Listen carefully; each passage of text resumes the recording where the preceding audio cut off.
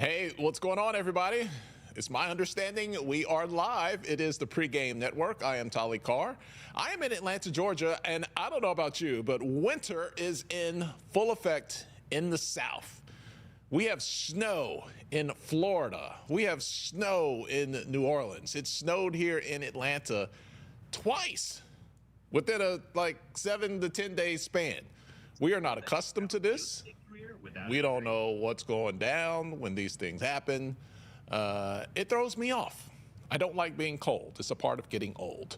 Speaking of old, let's check in now with an old friend. There he is. I didn't know where you were going. I was like, wait, speaking of old, you calling me old? You fixed it, you cleaned it up with old friend. Okay. All right, we good. Oh, boy. We good. All right, in the SIP, I can always tell by your background where you are. That is the Mississippi background. Absolutely. Any snow there in Jackson, brother? The snow completely took an exit away from Jackson. We didn't get any snow, any precipitation, any rain, any sleet, nothing. Now Dang. everything's south of here to all the way down to the Gulf of America, I think they call it now. Has snow. So the Mississippi beaches have snow on them. New Orleans got snow about 8 inches, but we got nothing in Jackson. Bruh, you are close to New Orleans, travel wise in that region. For people who are uninitiated, and even, even me, just not being that close to it. Snow in New Orleans, like, how odd is that? It's extremely odd. I mean, snow in Jackson is odd. We just get the threat of snow when the schools are closing. If we get an inch on the ground, everything shuts down. So snow in Jackson is rare, and you start getting south of here, it's unheard of. But I think New Orleans got around 8 inches, which is just something that just doesn't occur. New Orleans, Baton Rouge, all pretty much snowed in. The causeway that takes you into New Orleans, that long bridge shut down, with about 8 inches on it. So unheard of times in the Deep South. Man, my friend Vaughn Wilson, who works with us here at HBCU Game Day, he took a drone shot in Tallahassee, man, and to see all of that snow, and for it to be Tallahassee, you're like, what? Yeah. I know they don't even know how to act. Well, Yeah. This is the time of year that people, up north, try to sneak away to the Panama beaches and Destin, Floridas and Tallahassee's and the Mississippi Gulf Coast and Mobile. And whoever planned that for this week, they were in for a damn shocker. well, Because they left Chicago and ran into the same thing. 2025 is off to a very white start here all across the country. Let's talk about some green here, brother. People in the comments already wanting to know contract extension. Coach Prime, anything happening there? Any traction? I did hear on national TV yesterday that there was some motion. Neely, what do you know? What can you tell us? Today is what, Thursday? I haven't talked to Prime since Monday or Tuesday. So since that time, there's been nothing signed. I can tell you that. I think there's always motion, Tolly. I think there's always momentum. I think there's always back and forth. I think there's always a desire on both parties to get something done. But having said that, what you can rest assured of, because nothing has been signed, that there has not been anything put in front of him that he wants to sign. And so I think until that day comes, it's status quo, no matter how good negotiations, may be going or even may not be going. Nothing has been signed. And so he's still under his current contract. Neely, I found it fascinating just thinking back on how times quickly change, evolve, how yesterday's price is not today's price. Mm. It wasn't that long ago. I was sitting here hoping, wishing, and praying that Jackson State would come up with some money and Coach Prime would stay there, right? And you fast forward, he goes to Colorado. It's like, oh, man, look at all this stuff. Look at all this stuff. Some success, a couple of seasons, and it's like, all right, all this is great. We need some more. Yeah, deja vu, isn't it? And you can rewind further than that back to Atlanta. He has said time and time again, particularly on those in-depth kind of interviews I do with him, or even just in some of the other national broadcasts he's appeared on, that back in his Atlanta days before he left the Falcons to go to the 49ers, he didn't want to go. It's just that Atlanta did not put up a fight to keep him. They didn't make any offer. They just assumed, well, he's outgrown us. What somebody else is going to offer, he's going to take. And they just let it subside that way when he said all along that he wanted to stay, where he was. And the same thing was at Jackson State. There was no real effort made until the midnight hour to keep him. And even that was probably just a token effort at best because it didn't include anything for his staff. He goes to Colorado, and now he is successful there with changing a program from 1-11 now to 9-4, counting the bowl game loss, 9-3 in the regular season, and no extension has been put in front of him. And that's with all the ancillary increases in merchandise and ticket sales, in TV, and just earned media. I believe, Tolly, that a deal, will get done, but it is, some deja vu feelings of, all right, it's really time to appreciate Coach Prime, Deion Sanders, and what he brings in totality to a table and compensate him for that.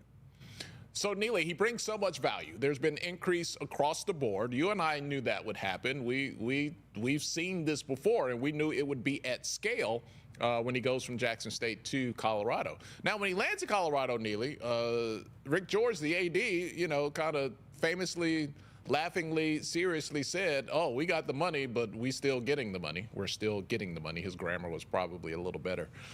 Every once in a while, that Eastern North Carolina pops out, and a word, I just drop some key verbs out of the sentence. So how does that work? I don't understand I'm not as close to it as you, I should say. When you signed him the first time and you were still getting the money together to make sure that it would be there when it was time for the check to clear a little further down the road, what position does that put you in now that we are a little bit down the road and the value has materialized? We have seen proof of concept, if you will. Well, starting with the first thing you said, I think you do know how it works, Tolly. Being from that little sliver of North Carolina, you know how to get an extension on that bill. You know when it's 150 due, you can call them and send 80. And so sometimes we make do with what we got and just do it on a promissory note to make it right in the end. And I think that that was what happened when Colorado was able to, if you will, recruited Deion Sanders to come join that organization. And I think the same thing will happen when he signs that extension, that a lot of things in that extension may not exist in a bank account on the day he signs, but you just know with the growth of the program and the growth of the revenue that he generates, that you'll be able to cover the bill when it comes due. So I think it's a shrewd and smart business move to handle that way. I think also when you announce, hey, that we don't have it, but we're going to get it, it's a good way to motivate and spur fundraising as well. It's interesting, Neely. You and I have talked about how Coach Prime is a micro economy, and hell, let's call it going into macro economy at this point. He has financed so many things without putting any of his money up, any of his cash, but his cachet to your business allows it to grow. My business has grown, and I'll tell anybody from here to the end of time, if Deion Sanders doesn't go to Jackson State, my business does not grow at the rate at which it grew. We have seen what it has done for the Pregame network. It has to be some pretty good leverage when you can sit back at Country Prime and just think, I'm financing my own future. Like, I don't have to depend on someone else's success to do something. As long as I do what I do, I'm generating the money that they're going to have to pay me with. That's pretty good leverage.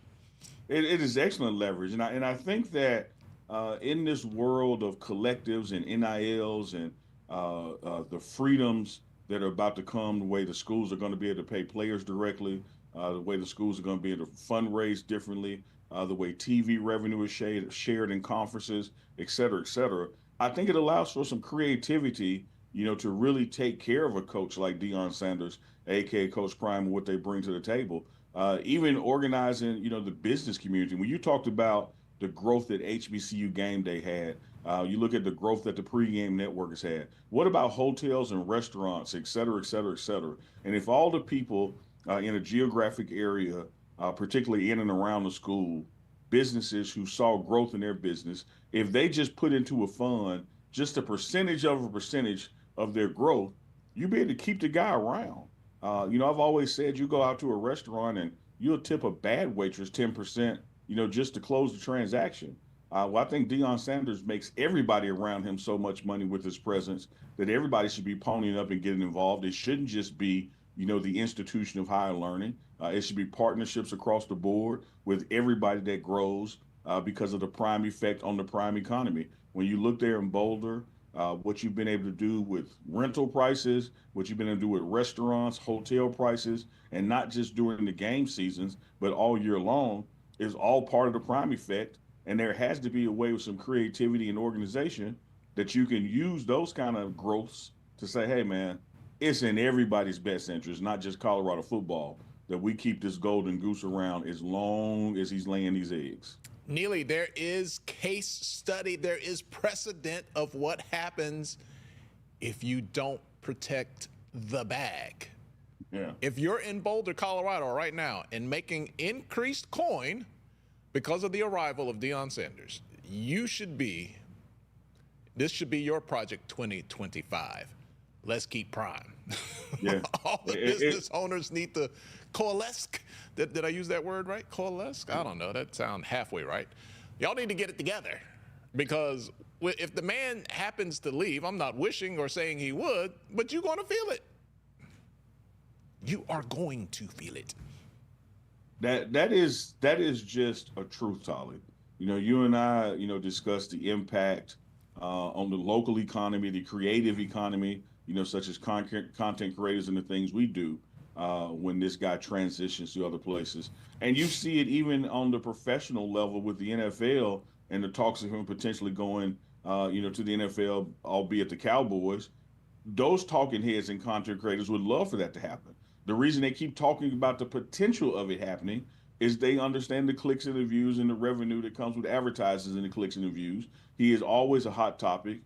He is always commanding an audience. And so people want that in their space. And just as much as people want it, you should want to keep it if you have it. Absolutely. Let's go to the comment section here, because I want to point out my monitor's just to the right, so you get this profile. Is that my good side, Miles, when I turn to look at my computer? Is that my good side? Where is it? We were vibing. Big 216 Teasy. Oh, Big Teasy. Yeah, Big Teasy said the same thing. And Teasy, I'm not lying. I didn't steal it. I said it, and I looked down and I saw you were saying it at the same time. So let me give you your credit, because great minds think alike, Teasy. He says it's crazy how CP, Coach Prime, is earning the institution money to pay himself. That was literally the point that we just talked about and extrapolated upon. So shout out to everybody. The very first comment, Neely, that came from me first today. Something barbecue. I don't want to mispronounce that. It says Tolly Temu shopping. Neely, do I look, Miles? Give me full screen here, Miles. Give me full screen. Neely, do I look like I went Temu? I mean, I'm name brand. I'm Puma today. Yeah, I don't think Puma Temu? is spelled with a Q, though. I think that's like you got Kuma. I think that's what, let's say. Back in our day, Tolly, when you could get the fake alligator on the front, but the real proof was in the tag. So they say, hey, let me see the back. No, you can't see the back. You can't see the back. No, Neely, you could only get about three. You could only get about 3 wears, because that alligator tail would start wagging. Oh yeah. Wagging, sagging, and eventually just peel off.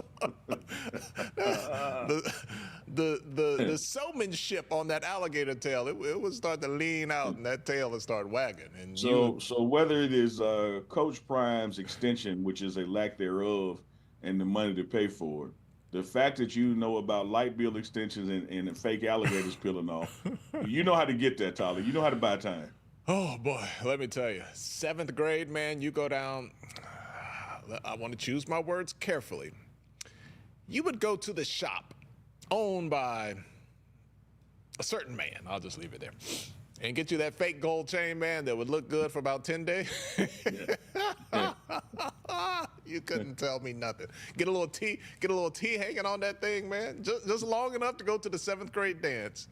And about that 11th day, that thing was going to be green, and so is your skin underneath. But it looked good for that first week. Shout out to Big Teasy in the house. Big Teasy said, maybe not Temu, but you definitely hit the flea market. Big Teasy is in the house. I just want y'all to know that I am so emotionally secure with myself that I enjoy the shade. It makes the show. So continue to come for me. I feel like not unfairly. I feel like I really shined on Uncle Neely the last time we were together, or it might have been the time before last when I called him the Hamburglar. So I feel like this is my week. This is my week for you all to come for me. So let's hear it. I'm here for it. I thought about your Hamburglar jab at me. I saw some clips. I didn't watch any of the inauguration. I had better things to do. Oh, we got a new And president. I saw clips of Ivana Trump in her hat, and people were calling her the Hamburglar. I said, that's Tolly's joke. They stole Tolly's joke. It. I need to sue. Get me a nickel every time they use one of my jokes. All right, man. So you'd have 10 cents. That's about where I'd be. I'd be 5 cents ahead of where I am right now. Neely, so not spring. I guess technically we'd call it spring, but workouts are underway. Just getting started. Man, it's going to kind of be weird not to say what's Travis going to do this year, what's Shedeur going to do this year, what's Shiloh, those wide receivers. That's going to be weird, man. Who are some faces that you're going to be looking forward to this spring that are going to have to come in, not fill the shoes, but try to replace some of that impact from these guys that are going to be playing on Sunday here before we know it? I'm not only looking forward to some of the new guys coming in this quote-unquote filling of shoes. I'm looking forward to guys who are already there who are going to finally get some opportunities. Amari Miller in the receiver room, dynamic as a true freshman, then had an injury this year, suffering a broken lower leg or ankle, I think it was, and he's back and will be participating in the spring and spring ball and certainly will be participating this fall. So looking forward to what he brings to the table. Same thing with Timmons in that wide receiver room. And I think you have enough guys, Tolly, and frankly, enough personalities that as this season goes on this spring and you get into spring ball through March and April and come back for summer 1 and summer 2, I think as the world through the internal networks, start to see some of these quote unquote new players, even though they've been there for a minute, you're going to see that this team hasn't really missed a beat from a skill set standpoint or from a personality standpoint. You can't replace a Shedeur Sanders or a Travis Hunter. They're truly generational and once in a lifetime players, but you can replicate their production with the addition of people. And I think that this secondary with Hodge coming back and DJ McKinney, I think they have the skill set and personalities that the show is going to go on. And people are going to see that you miss losing some great players, but you gain some good players and you gain more of them. So the team is going to actually be better from a depth standpoint with talent versus just relying on superheroes to get you through. All right, so Big Reg wants to know about some offensive tackles. He wants to know about that offensive line. Developing players already in the program or more bodies or a combination of both? Always a combination of both. Jordan Seaton is coming back, 5-star from IMG, as well as Cash Cleveland is coming back. Phillip Houston, who got injured late in the season, is making excellent progress down to one crutch now. And so he'll be fully healed for this fall. And then you have the addition of some portal guys coming in. So this offensive line, who's now being coached by a two-headed monster in Gunnar White and also George Hageman. George Hageman played at the Cowboys with Coach Prime as well as the Philadelphia Eagles and worked at IMG on their offensive line, so he knows what he's doing. Gunnar White was assistant offensive line coach with Coach Prime ever since Jackson State and has coached under all of the O-line coaches since Coach Prime has been in college ball. And so now they're tackling that room together. I think that this offensive line is going to be equipped to address whatever run game needs we have as far as run blocking, but also the styles of the new quarterback, because whether it's Salter out of Liberty or Juju out of high school, you're definitely going to have a new quarterback this year. First time in 4 years, Shedeur Sanders will not be back there. That's going to take some getting used to. Here's something that never gets old as well. Mama Tia in the Super Chat dropped a 50 spot. Mama Tia, thank you so much. We're going to get some salt to get rid of some of this ice around here that we got in Atlanta. And Neely is probably in need of some new underwear. So Always. we're going to put some in the Fruit of the Loom collection pile for Neely. But seriously, thank you, Mama Tia. You support your fellas here all the time in the Super Chat. The doors of the church are open, so come on in. We are passing the plate. If you feel so moved in your spirit to drop something in the Super Chat, come on. Yeah. Come to Neely. Come to Neely. He can't save you, but come on to Neely, baby. All right, thank you there. How about Coach Saban? Neely, talking about standing up for your guy. He said, Coach Prime, I would love to see him in Dallas. That's quite an endorsement because Nick Saban, he don't play the radio, man. He just don't be saying stuff to say stuff. He ain't Pat McAfee. He's Nick Saban. Yeah. I think one of the things you have to consider, let me put out my bias for a second. I am not only a lifelong Dallas Cowboy fan. Clearly I work full with screen, Coach Miles. Prime. Full screen. There it is, right over your shoulder. Oh yeah, keep the helmet, and up above there is world's greatest Cowboys fan. So this ain't no joke. I understand what Coach Saban is saying, but here's what I will say. And particularly as it relates to Colorado and this extension, et cetera, et cetera.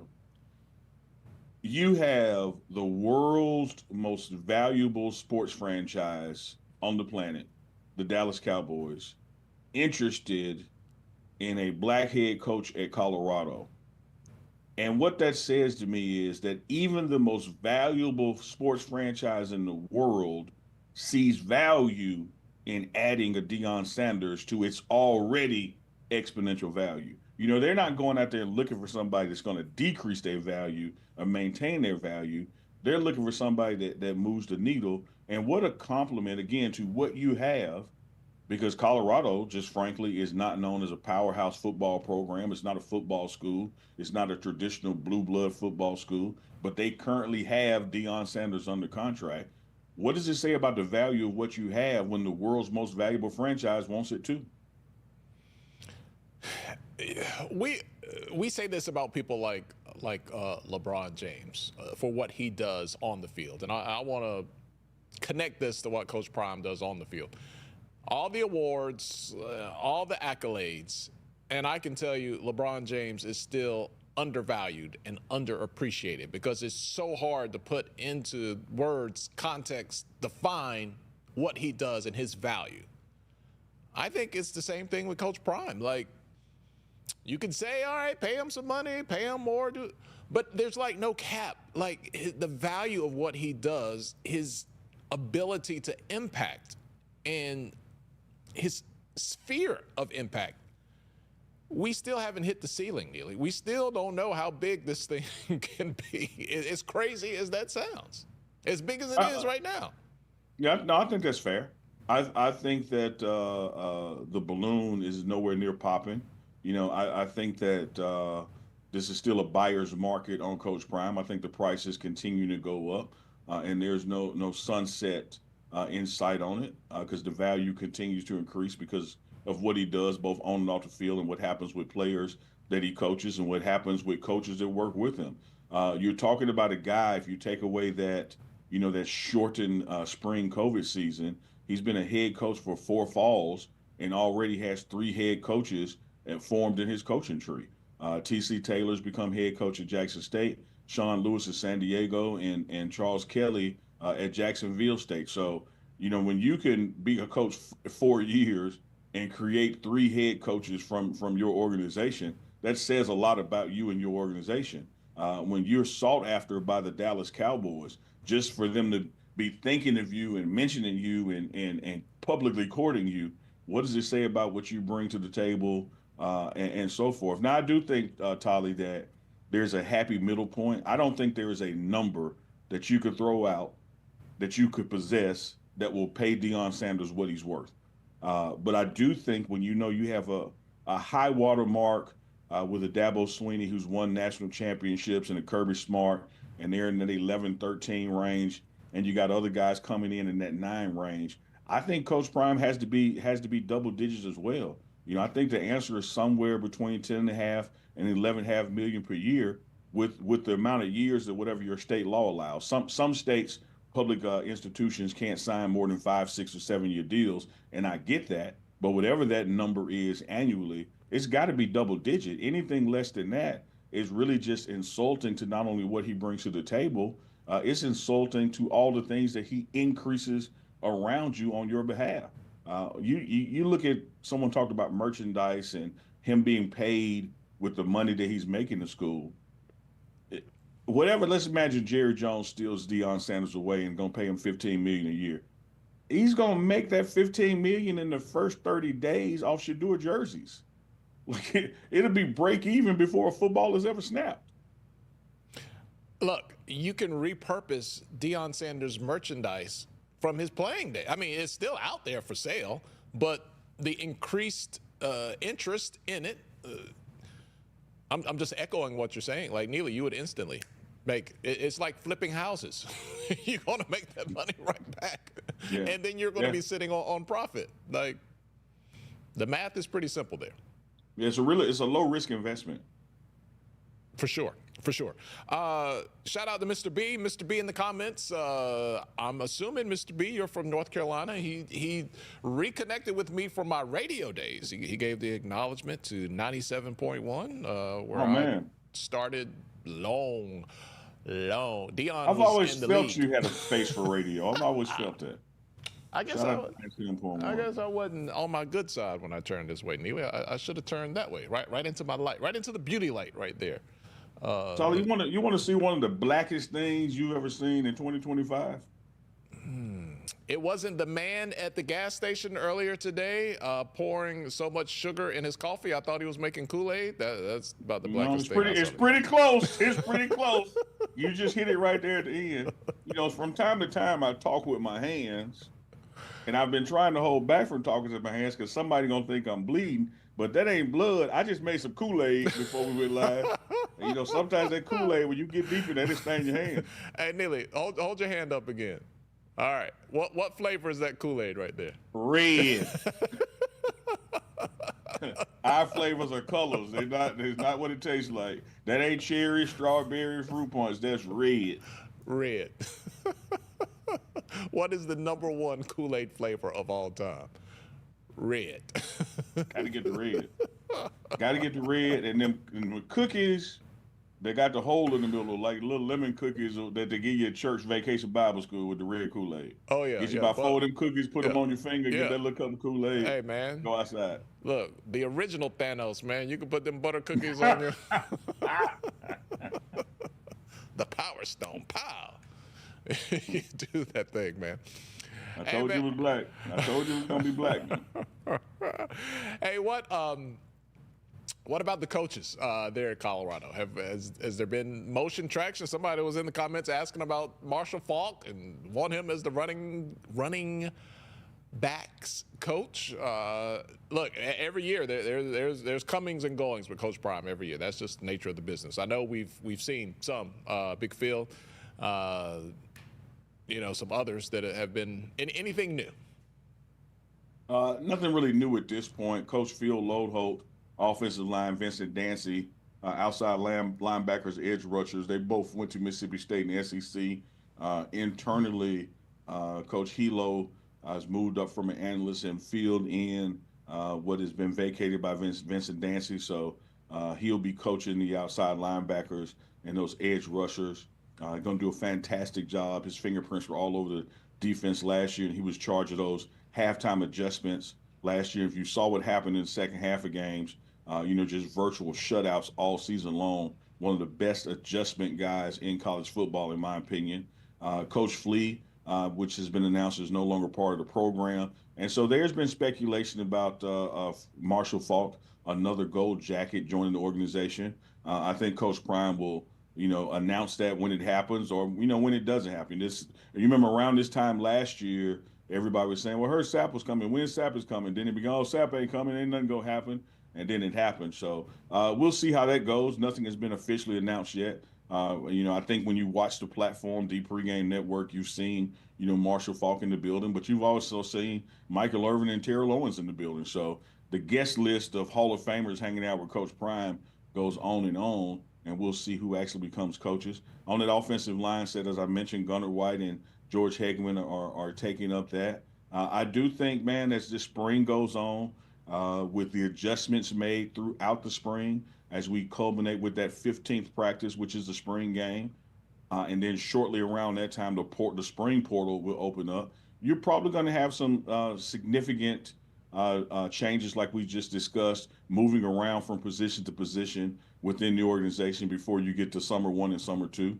And the reason I can speculate that is what's happened in Deion Sanders' organization since he's been coaching. I saw the guy at Jackson State go back-to-back undefeated in conference with SWAC championships and still make changes, in the coaching staff that he felt were going to lead to more dominance. So I can only expect that between right now and the start of the season, you'll hear some more coaching changes. Neely, can we give some flowers to Coach Flea? He was a trooper with Coach Prime, filled in especially during the times that Coach Prime had health issues at Jackson State. One of my favorites there. Look, change is always going to happen, but do love me some Coach Flea. Yeah, absolutely, man. Gary Harrell, his real name, has been a Hall of Famer at everywhere he's played except for the NFL. His high school put him in the Hall of Fame. He's in the Howard Hall of Fame. He was a head coach at Howard, and during the time here in Jackson State, when Coach Prime was nursing up and healing, Coach Flea took over the program and served as acting head coach. Great guy, knows ball, knows how to get the best out of his rooms and articulate a message to a team because, like I said, he's been a head coach before. And we'll see what's next for Coach Flea. But everybody's just wishing him well because he's a tremendous asset to any organization. All right, I've been watching some more of Coach Prime on Prime. I don't want to give away spoilers, but to a degree we know what happened, results on the field, but there's the emotional roller coaster of behind-the-scenes action that you maybe didn't see on the Pregame network or that you didn't get to see on the telecast. Neely, the connection, the bond, the story of Jimmy Horn Jr. and his father was highly featured in one of the earlier episodes. I think episode 3, I might have been watching that. Man, it's sad to a certain extent, obviously, but there is some joy there when you see the love between a father and son like is portrayed on camera. Absolutely. And you hear Jimmy, talking about remembering when he had missed the bus and his dad taking him to school and the relationship that they've had even while his father has been incarcerated. And even the judge, when she spoke about the impact of, Jimmy leaving Colorado and coming for his father's, hearing to make a statement for leniency and mercy. And at the end of it all, whereas Jimmy Horn Sr., still has some time to serve, you can tell that his being there, Jimmy Horn Jr., and his speaking, shifted that punishment to the least that it could be. And so they'll be, reunited soon. He will no doubt be able to see his son, see Jimmy Horn Jr., play in the NFL. Jimmy Horn Jr., as you know, Tolly, has gotten an official invite to the Combine. So he'll be there in Indianapolis. And I tell you, when those scouts and GMs see that speed and see that hunger and that dog in him, it's going to be like Steve Smith with Carolina. You can't look at his size. You got to look at his heart and ability. Jimmy Horn Jr. is going to play on Sundays, and he's going to be a steal and a deal for somebody in the 2025 draft. We all have things in our life. We all go through things. One of the things I was thinking when I watched that is, man, when you don't know a guy's story and you're trying to figure out why is he so hungry, why does he have this chip on his shoulder, why does he play and study and practice and give it his all like maybe some other guys don't. Like, you can clearly see that and when you get the backstory on Jimmy Horn. And that's one of the things we try to do, whether it's the Pregame Network, Reach the People, or Deion Jr. Bucky's channel with Well Off, is let you know these backstories, let you know these personalities. When you talk to Chidoze from the defensive line, he will tell you, man, I'm doing this for my daughter. Like, she got to eat. And I want her to eat well the rest of her life. And it reminds you of Coach Prime, saying everything that he did in high school in Florida State was to get to the NFL so his mom didn't have to push, that cart at the hospital anymore. And that's what happened. She hadn't had to work a day in her life since. and that was his motivator, that was his driver, and then it became all about his children after that. So I think, part of this narrative framing and the art of storytelling in this creative content space has to be people's why, their backstory, what makes them tick, what drives them, to do the things they do. Because Tolly, whether it's you sitting there in Atlanta driving to the studio to snow and me being here, everybody is putting some skin in the game that takes a Herculean effort, to accomplish. And why they do it is important. And I love when we're able to pull that from the players and pull that from the staff and tell those stories. But what a job well done by Smack Entertainment and the producers on those Jimmy Horn episodes to talk about that relationship, between he and his father's incarceration being his motivation. The thing I love, Neely, is that everything associated with Coach Prime, and we get to witness it through the world, through storytelling, whether it be on the Pregame Network, Reach the People, Smack Entertainment's productions. Having worked in this industry, Neely, the one thing I always can say is that people might not know how to put together a good story or how you put together a movie or a podcast. They might not know that. But boy, they know when something is fake, and they know when something is not authentic. They can just smell it a mile away. And even if they don't articulate it like that, their disinterest in it, to me, is a reflection of their inability to connect with your product. And everything around Coach Prime and that he's involved in, nothing feels plastic, fake, manufactured. Like, it is so real. And I think that's at least part of the equation of why everything just clicks and pops. Absolutely. I totally agree with that. It is 100% authentic. It's not staged. It's not rehearsed. It's not like, hey, go back in and come back in and let me do that over. What you see on those internal networks, what you see on the documentary is what happened. And it is a realness to it. When you see somebody mad, they were mad that day. When you see them happy, they were happy that day. Nothing is edited to shift, or drive a narrative that is not true to form. What you've seen is what you get. And one of the most shocking things that you hear, well, shocking for them, not shocking to me or you, one of the things that shocks people the most when they get to the program, and I'm talking about coaches, support staff, and including players, is they go, damn, it really is just like you see on YouTube. Like it's not a front or act. Like that's how the vibe in the building is. That's how he really navigates. That's how he really does these team speeches in the morning. So I think what people get to see, you're literally in a front row seat to this program, and it's if you're there and you feel like these people, like they become friends and family to you just because you've seen them on YouTube and you've never met them. And it's so antithetical to the way we were accustomed to experience college athletics, because 99% of everybody else was like, keep it in the locker room, keep it in-house. What happens here stays here. And everything was, coach speak, blinders on, forget the outside noise. And Coach Prime just leaned into it, and it's like, oh, wow, that works. Oh, wow, you can go to a big bowl game. Oh, you could be on the cusp of 10 wins. Oh, you can have a Heisman Trophy winner. And none of that stuff made it not possible. The 4 losses did not happen because there was too much YouTube content with Colorado. Absolutely not. And I think adjacent to that, Tolly, is that the 4 losses get shown. A lot of times when people assemble highlight reels or do documentaries, it's just about the good times and the great times. When you watch these internal network channels, the Pregame Network, Reach the People, or Well Off Media, when you watch the documentary to end, when you look at the school's social media pages, when you look at the coverage that the Tolly card does, these things happen. It are the things that happen. It is the things that happen. You lose a game, you show it with the same intensity that you won a game. You do interviews with players, whether they win or lose, because that's one of the things Coach Prime drew up when we were at Jackson State together. It's like, hey, look, we're going to turn Neely loose. He's got this camera, but you can't interview him when you score a touchdown and then try to run when you give up a touchdown. You're going to have to face that camera in the good and the bad, the beautiful and the ugly. It's going to show your beauty marks and your warts. And I think everybody has embraced that. All right, Neely, we talked about earlier, talking about the contract extension, the talks. We talked about, how much money can you pay him? How much money is Coach Prime worth? You can't pay him dollar for dollar what he's worth.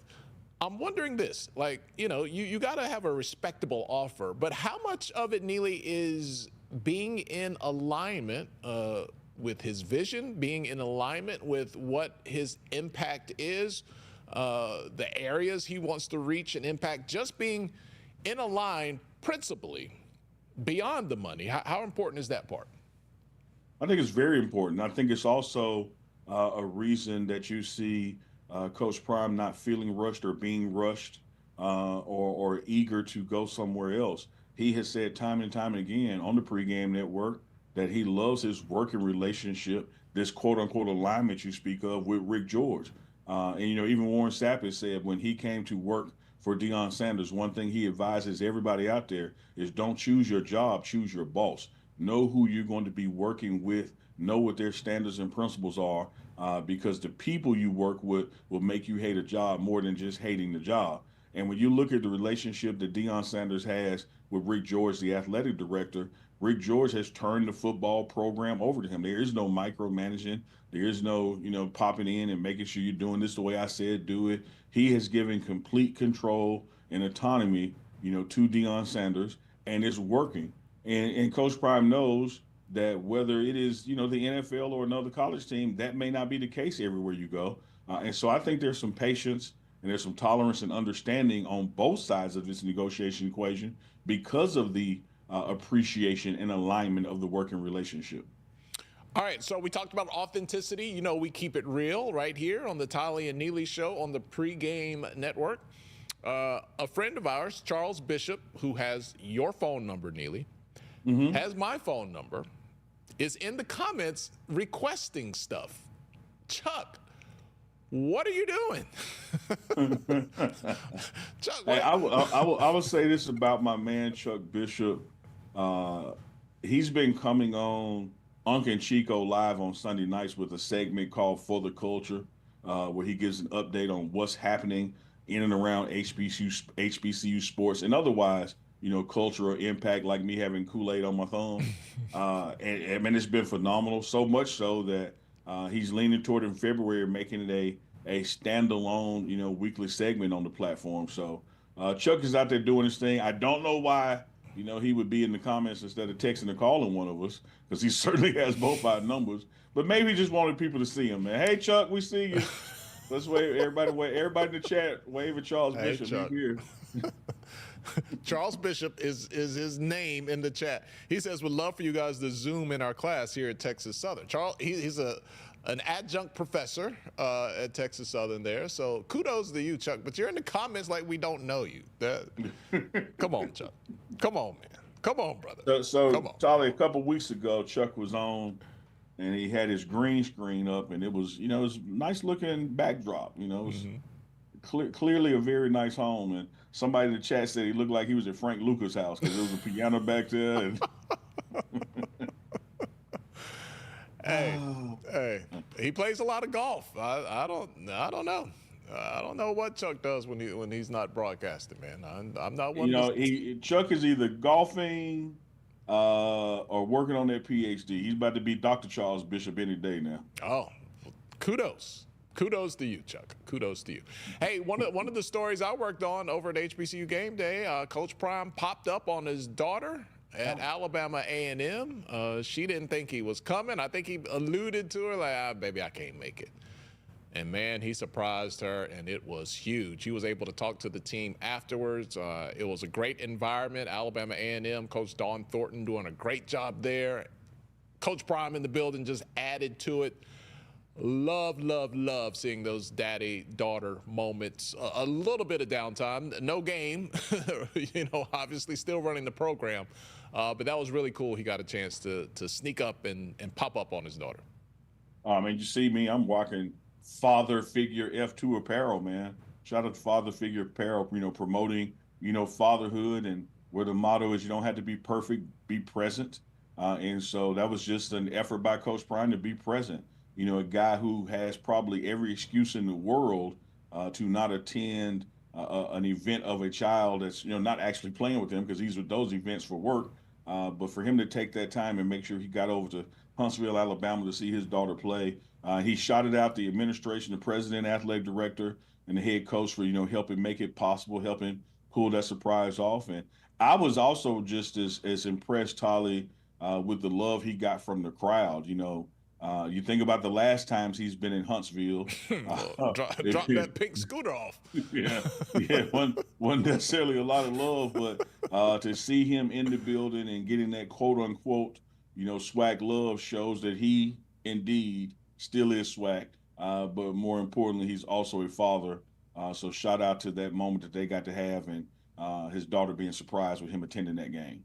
Man, and he singled out one of her teammates at the end of the game and told her, "Oh, you are a dog. I love the way you play." And I was like, man, that girl might, she might go off for the rest of the year.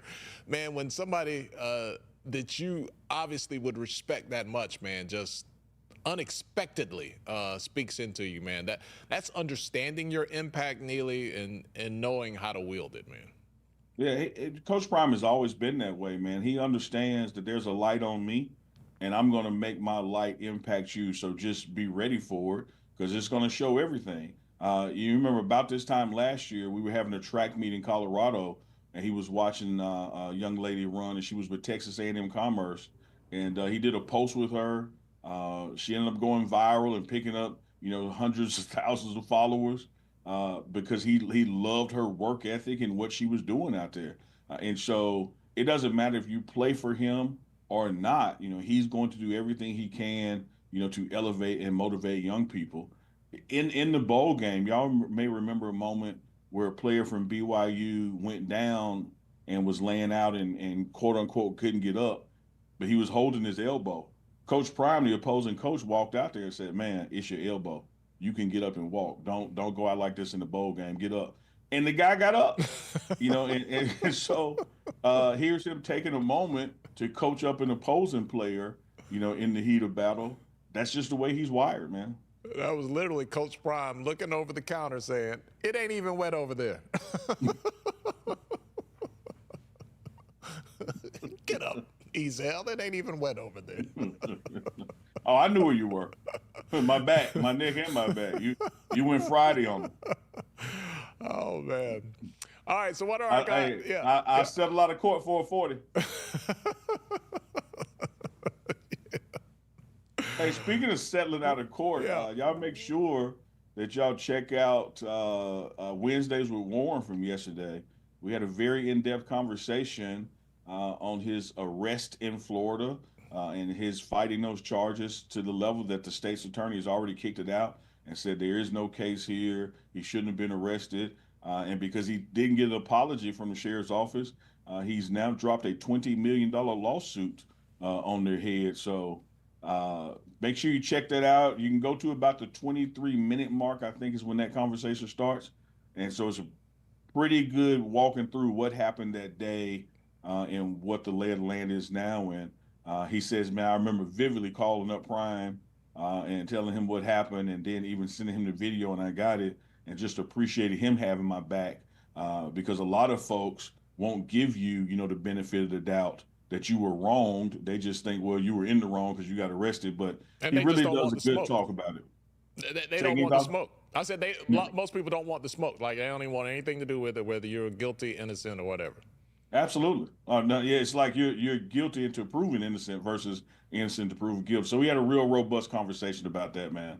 And I think that a lot of folks can learn, from it, that here's a guy who they clearly knew was Warren Sapp. And so if it happens to him, what happens to little Leroy or little Tolly? So check it out. Yeah, one of the things that I love, Neely, is that nothing is really off the table. Like, I would say probably 95% of the coaches, people, programs, if you brought up something like that in an interview, it would be a curt, no comment, I can't talk about that, get it? Like, it's free flowing over here, baby. Yeah. I see some of the comments in the chat who've seen and appreciate that. Mama Tia, the entire show was superb. I love Sapp narration, what happened. Appreciate y'all already checking that out. I thought it was in-depth and timely going into 2025. Not everybody's happy. These names, where do y'all come up with these names? Said the man named Ptolemy. All right, this guy, I don't even know how to try to pronounce it.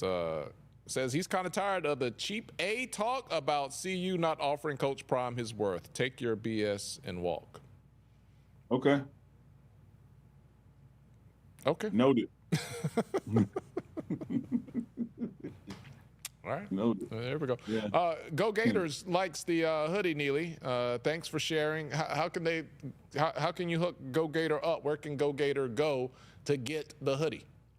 Father Figure Apparel, easier to find on Instagram, and they have links to their website. They have all kinds of fatherhood merchandise, promoting fatherhood, whether you're grandfather, coach, uncle, you name it. And it's something you also see Coach Prime promoting and wearing from time to time and his relationship with them. So check out Father Figure Apparel on social media. And you can't have this hoodie, but you can't have one like it.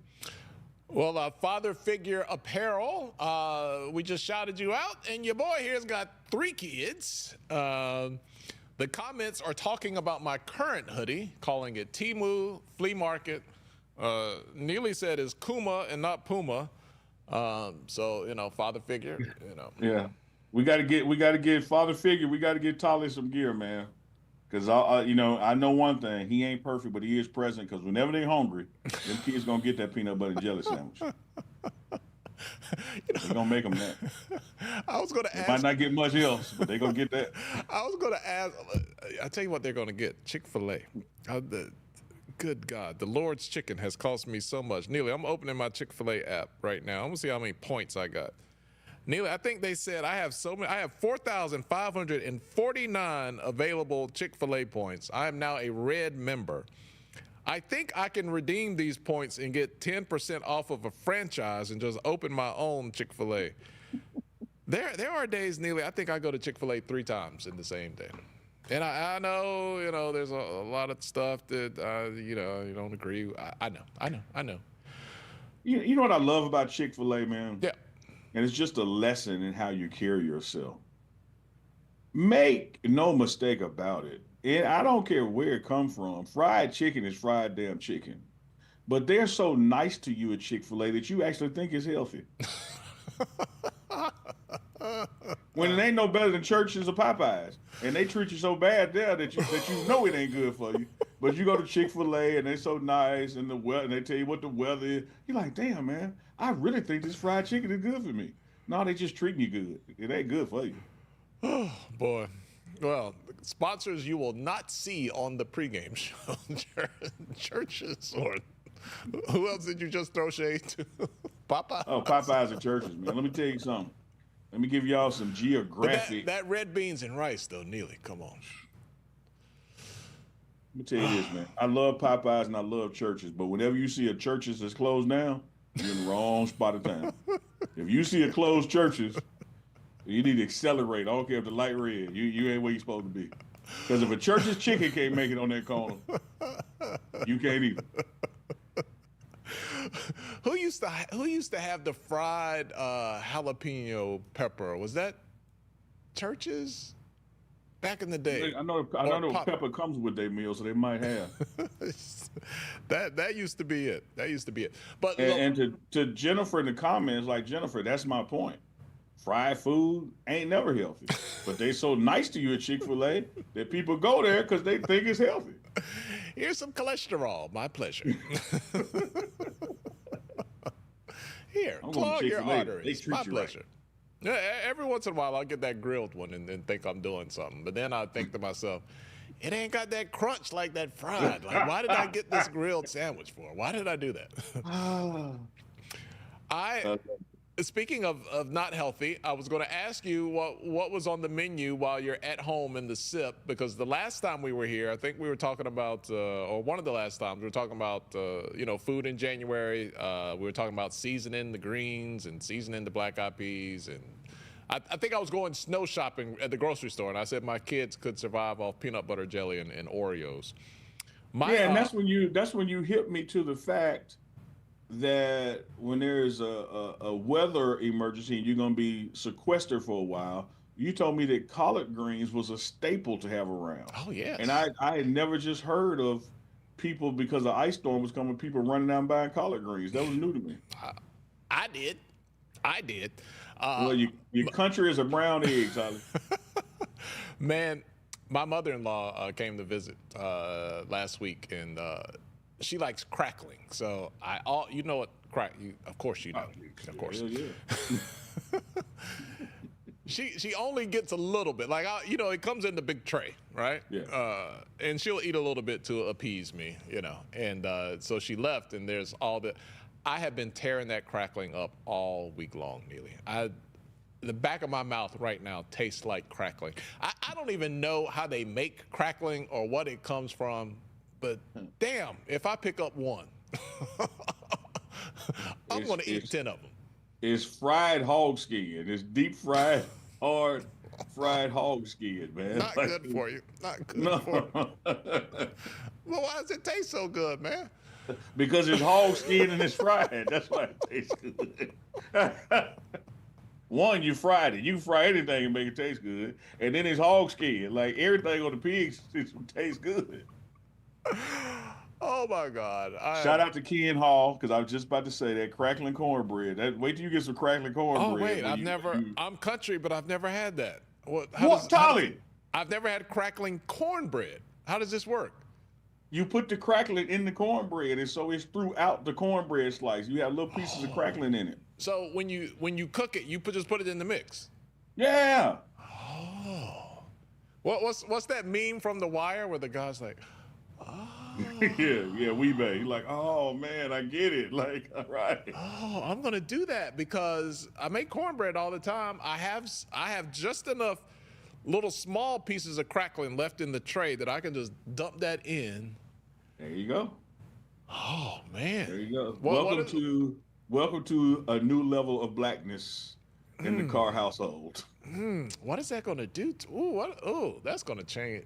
Oh, that's gonna be a game changer, Neely. Man, they didn't make crackling cornbread in North Carolina? I never had that. I'm gonna tell you the type of things that I've seen in North Carolina. I've seen scrambled eggs and pig brains. I have seen cow tongue. I have seen pig's feet. Chitlins. All this stuff. One of my uncles one time bought a bag of birds over to the house, and they were gonna do something with all those birds.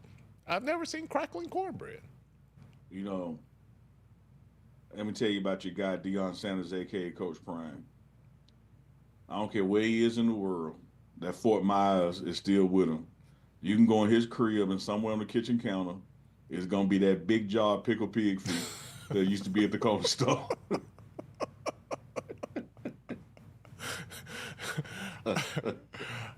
I remember during COVID, man, I said, look, some things ain't going to survive COVID. And I don't think that jar of pickled pig feet where you grab the little white wax paper and you just stick your hand in there and pull the pig feet out.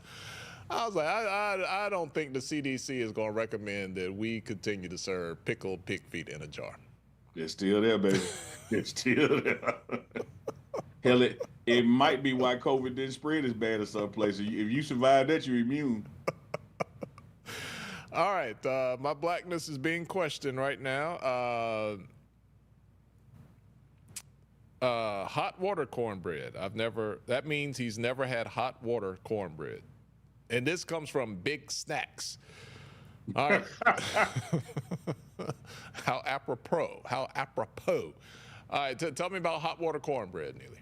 I don't know much about it. I've seen it, but I don't know a lot about it. I can't speak on that. You just don't mix milk in it. You just mix hot water, I guess. Look, the chat got to let you know that, because I eat cornbread. I don't make it. Like I don't even make regular cornbread. So you the cornbread master over there. You at least make it. All you got to do is add your crackling now. But be careful, because somebody said they just chipped their tooth the other day on a hard crackling. If you get that nub, that little nub of crackling, it's going to do it. It's going to do it, folks. This is and the thing. This started with a Kool-Aid stain. Like this is like. Neely, let me ask you this. That'll be there 2 weeks, Tolly. That Kool-Aid will be. skin 2 weeks. What is it doing inside if it'll do that on the skin outside? That's that part where the sugar, there wasn't enough water that got to the sugar, and it was just like kind of syrupy, and you put your hand on it, and it's just going to be there. Oh yeah. I look like I voted in a foreign country. You know, that's what they put Kool-Aid on your hand to make sure you don't vote more than once. Neely, I'm going to ask, I hope you guys understand that it's all love, and we pick on everybody because we love everybody. Absolutely. White folks that turn into this show to hear about Colorado football and inside access and end up hearing a 10-minute conversation about pickled pig feet, what are they thinking right now, Neely? They're thinking that the universe is balanced. That's what Thanos wanted. Like, we gave you 15 minutes of inside Colorado. Now you get 15 minutes of inside blackness. And the second 15 minutes is the most important. So you stuck around, and now you know about crackling cornbread, and somebody shouting out souse, a.k.a. hog head cheese. Woo, I'm getting hungry, so it's lunchtime. That's what somebody else said, that they were getting hungry. If you bring this conversation to Chef back on campus, do you think you can talk Chef into, and this could be a segment, Neely, this could be a segment. Do you think you can talk Chef into making crackling cornbread for the team? Absolutely. I know he would be willing to do it. Chef has really embraced regional foods, cultural foods, and wants to make the players feel at home. His oxtail has gone on a scale of 1 to 10, gone from a 5 to a 9.9.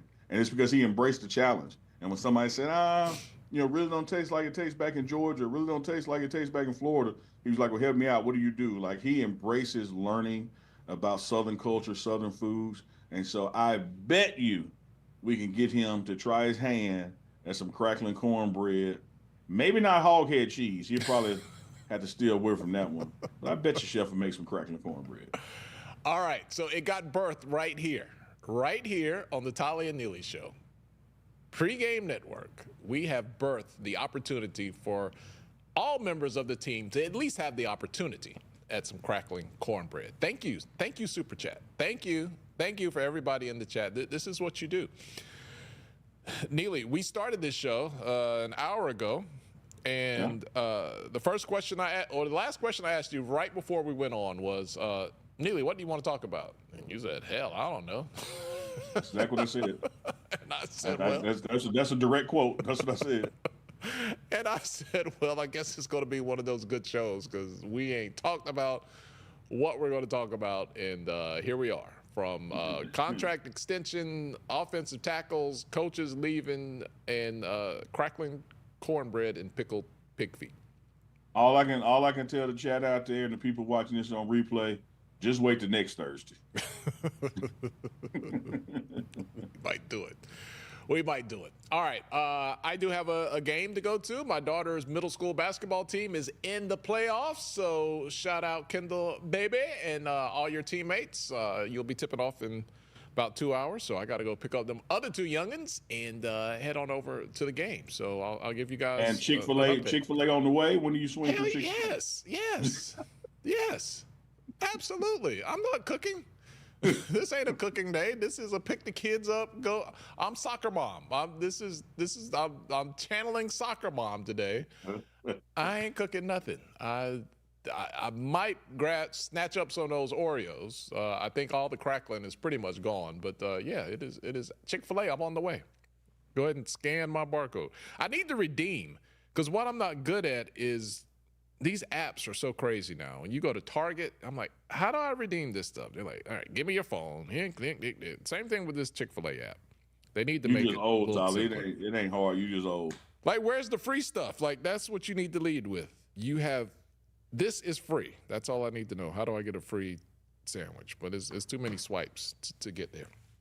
Man, let them points keep building up, man. I'm going to work on a franchise. I got 10% off the franchise fee, so I'm getting there.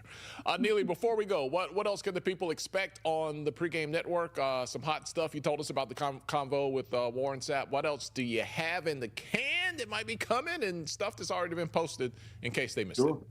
In the next few days, we got to sit down with Gunnar White, promoted offensive line coach. We also I got to sit down with Coach Swayze, the new strength and conditioning coach. Y'all can expect those two pieces dropping, in the next 72, 96 hours. And then, of course, next week we'll have updates, from strength and conditioning that's taking place.